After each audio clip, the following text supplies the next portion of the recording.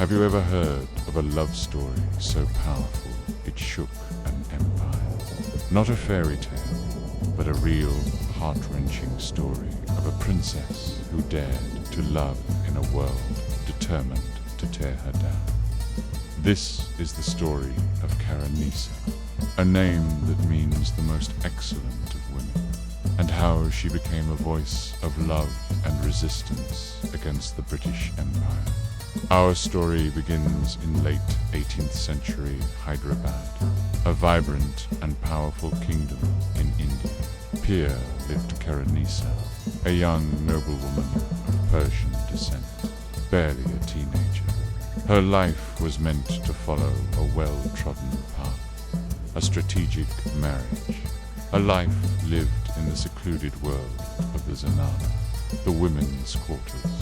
But fate and her heart had a different plan. The British were expanding their influence across India, and one of their key figures was James Achilles Kirkpatrick, the British resident at the court of Hyderabad. He was charismatic, intelligent, and had adopted many local customs, earning him the nickname Hushmat Jung, or glorious in battle.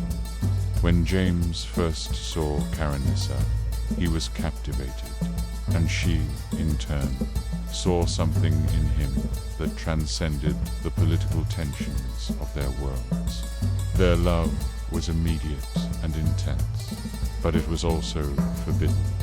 For Khair-un-Nissa, this wasn't just a simple act of falling in love. It was an act of rebellion. She was defying the wishes of her powerful grandfather, the Prime Minister of Hyderabad, who saw this relationship as a threat to his family's honor and political standing. The court was a web of intrigue and a romance with a foreigner. A representative of a colonial power was scandalous. Imagine the pressure on this young woman. Her family, the very people who were supposed to protect her, turned against her. She was confined, watched, and berated. The world she knew became a prison. But Khair-un-Nissa was not a passive victim. She was a fighter. She refused to let her family dictate her heart. She risked everything: her reputation, her safety, her future, for the man she loved. This defiance came at a great cost. The whispers started, spreading through the palace corridors and into the city. She was labeled, judged, and ostracized. She faced intense isolation, cut off from friends and the social life she once knew. In a society where a woman's honor was paramount, she was gambling with hers in the most public way possible. Yet, through it all, she held her head high. How do we know so much about her inner turmoil and unwavering resolve? Because she wrote, Khair-un-Nissa poured her heart out in a series of passionate letters to Jane. These weren't just love notes. They were declarations of war against the forces trying to keep them apart. She wrote of her deep love, her frustration, her fears, but also her incredible strength. She pleaded, she strategized, and she asserted her right to choose her own destiny. One of the most powerful aspects of her story is the role of her faith. Khair-un-Nissa was a devout Shia Muslim. Her faith was not a barrier to her love for James, who was a Christian. Instead, it was her anchor. It gave her the moral courage and dignity to withstand the immense pressure. In her letters, she often invoked her faith, seeing her struggle as a test of her spirit. She believed her love was pure and sanctioned by a higher power, giving her a conviction that her human detractors could not break. Eventually, their persistence paid off. After a long and arduous struggle, James Kirkpatrick converted to Islam, and they were finally married in a secret ceremony. Khair-un-Nissa became known as Begum Kirkpatrick. For a brief, shining moment, love had won. They had 2 children, a son and a daughter, whom they adored. They built a magnificent residence, the Rang Mahal, where they created a unique world that blended Indian and British cultures. It seemed they had achieved the impossible, but the story doesn't end there.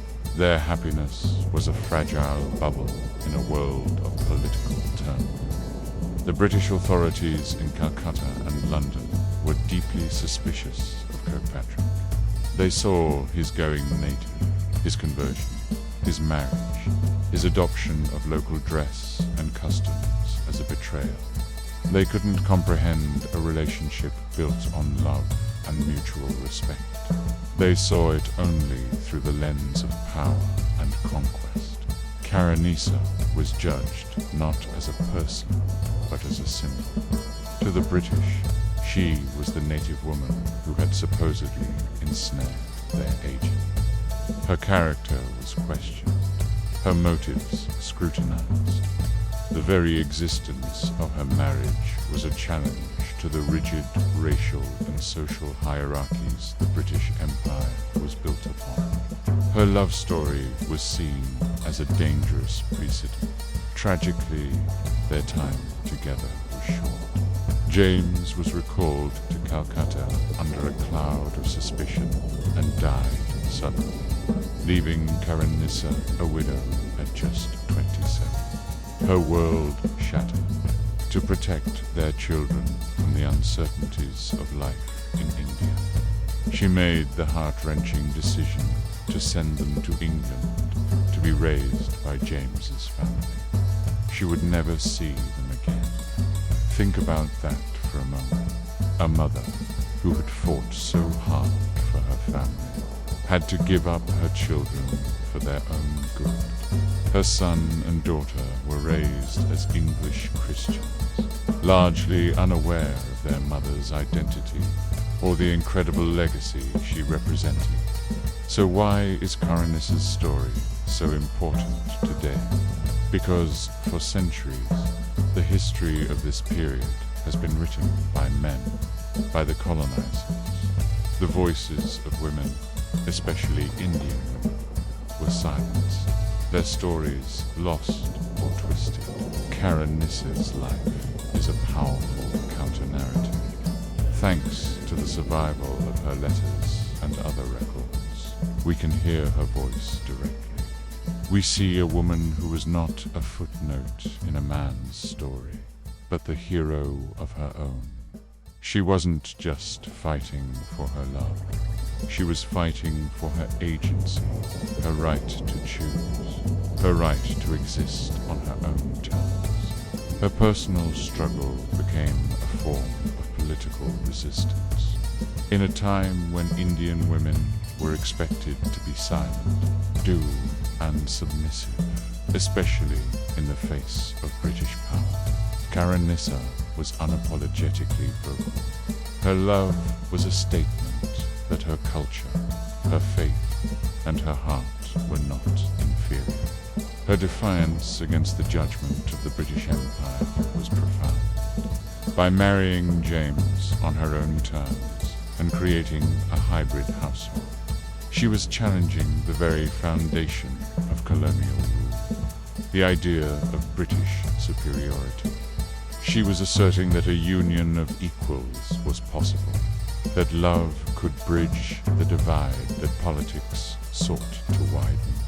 Khair-un-Nissa's story is a reminder that the biggest battles are often fought not on a battlefield, but in the human heart. It's a story of courage, dignity, and the enduring power of a woman's voice to echo through history, reminding us to never let anyone else write our story for us. She stood against her family, her society, and an empire, all for the sake of love. And in doing so, she carved out a legacy of resistance, that is more relevant today than ever. Thank you so much for joining me on this journey into the past. If you found this story as moving as I did, please hit that like button. Subscribe to the channel for more hidden histories, and share your thoughts in the comments below. See you next time.